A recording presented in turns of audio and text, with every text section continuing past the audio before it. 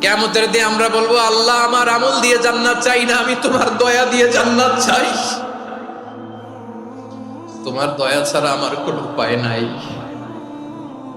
কারণ আল্লাহ যদি বিচার করে বাঁচার কারো উপায় নাই। আল্লাহ যদি বলে ফেলেন তুই এটা করলি কেন, ওখানে গেলি কেন, কোরআনে 1000 বার নিষেধ করলাম তারপরেও এই পাপে জড়ালি কেন, এরকম প্রশ্ন ছুড়ে দিলে আমার উত্তর আছে?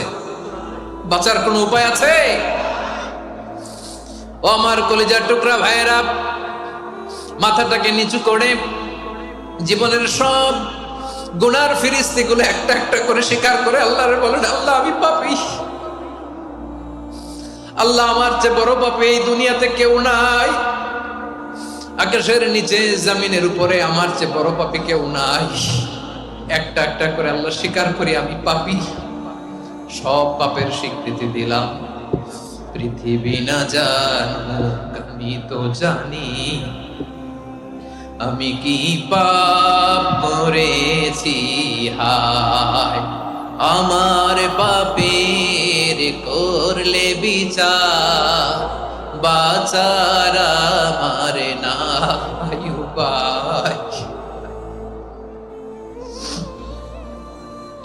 দয়াময় তুমি মাফ করো আমায়,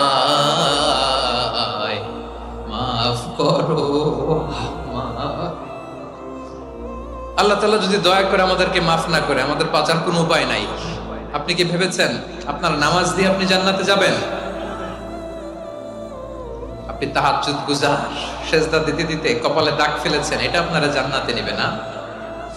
আপনি এলাকার সবচেয়ে বড় হাতেম তাই দানশীল, এই দানের ভরসায় বসে আছেন, কশিন কালো না। আমাদের নামাজ, আমাদের রোজা, আমাদের ইবাদত, এগুলোকে মিজানের পাল্লায় উঠালে কোনো ওজনই হবে না। তবে আমাদের একটা কৌশল জানা আছে, আমরা আল্লাহর রহমতের ভিখারি। আমরা সেদিন আগেই গুনার স্বীকৃতি দিয়ে দেব। আমরা বলবো, আল্লাহ তুমি প্রশ্ন করার আগে তোমার একটা কথা বলি, আমারে কিছু জিজ্ঞেস করো না, আমি সব করেছি। এমন কোন পাপ নাই যে পাপ আমারে দিয়ে হয় নাই। তোমার রহমত দিয়ে তুমি জান্নাতে পাঠাবা, তোমার দয়ায় জান্নাতে যেতে চাই, আমল দিয়ে না। পারবেন বলতে? কিয়ামতের দিন আমরা বলবো, আল্লাহ আমার আমল দিয়ে জান্নাত চাই না, আমি তোমার দয়া দিয়ে জান্নাত চাই।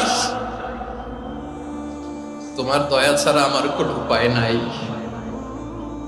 কারণ আল্লাহ যদি বিচার করে বাঁচার কারো উপায় নাই। আল্লাহ যদি বলে ফেলেন তুই এটা করলি কেন, ওখানে গেলি কেন, কোরআনে 1000 বার নিষেধ করলাম তারপরেও এই পাপে জড়ালি কেন, এরকম প্রশ্ন ছুড়ে দিলে আমার উত্তর আছে?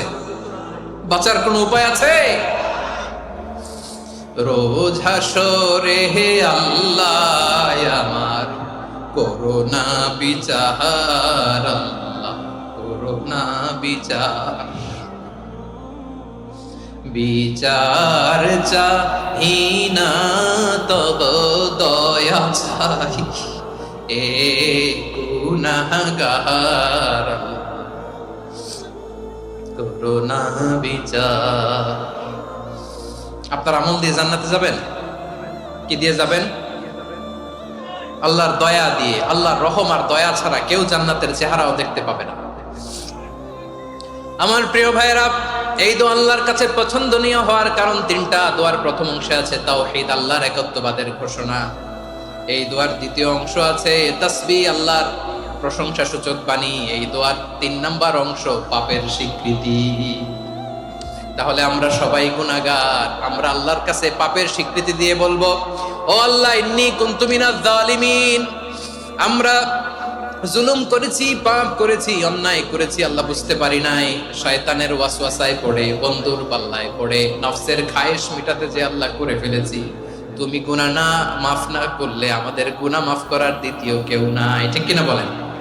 এভাবে অনুতপ্ত হয়ে যদি আল্লাহর কাছে দোয়া করেন, দেয়ালে পিঠ থেকে গেছে, কোন রাস্তা নাই বের হওয়ার, ওই মুহূর্তেও আপনাকে বিপদ থেকে উদ্ধার করবে কে?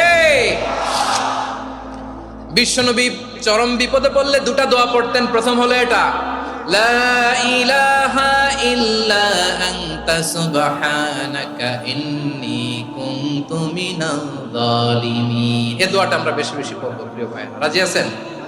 সবাই আওয়াজ করে পড়ুন ইনশাআল্লাহ। আমার প্রিয় ভাইয়েরা, বিপদে পড়লে বিশ্বনবী আরো একটা দোয়া পড়তেন, লা ইলাহা ইল্লাল্লাহুল আযীমুল হালিম, লা ইলাহা ইল্লাল্লাহু রাব্বুল আরশিল আযীম, লা ইলাহা ইল্লাল্লাহু রাব্বুস সামাওয়াতি ওয়াল আরদি ওয়া রাব্বুল আরশিল কারীম। এই যে বললাম, রেকর্ড হয়ে গেছে। এখন তো আর ইনস্ট্যান্ট মুখস্থ না হলো, পরে মুখস্থ করে নেবেন। আল্লাহ ছাড়া কোনো উপাস্য নাই, তিনি সুমহান, মহা সহিষ্ণু। আল্লাহ ছাড়া কোনো উপাস্য নাই, তিনি সুমহান, আরশের অধিপতি। আল্লাহ ছাড়া কোনো উপাস্য নাই, তিনি আকাশের মালিক, জমিনের মালিক, তিনি সুবিশাল আরশের অধিপতি। সুবহানাল্লাহ পড়েন। এই দোয়াটা কেউ যদি পড়ে যদি এর ওসিলা করে দোয়া করে, তাকে বিপদ থেকে মুক্তি দেয় কে? মনে থাকবে আপনাদের? তাহলে বিপদের প্রথম ধাক্কায় কি যেন পড়তে হয়? ইন্না লিল্লাহ। তারপরে কি বলে আল্লাহর কাছে নিজেকে সঁপে দিতে হয়? দেয়ালে পিঠ থেকে গেলে লা ইলাহা ইল্লা আনতা সুবহানাকা ইন্নী কুনতু মিনাজ জালিমিন। দুই নাম্বার হচ্ছে লা ইলাহা ইল্লাল্লাহুল আযীমুল হালিম, লা ইলাহা ইল্লাল্লাহু রাব্বুল আরশিল আযীম, লা ইলাহা ইল্লাল্লাহু রাব্বুস সামাওয়াতি ওয়াল আরদি ওয়া রাব্বুল আরশিল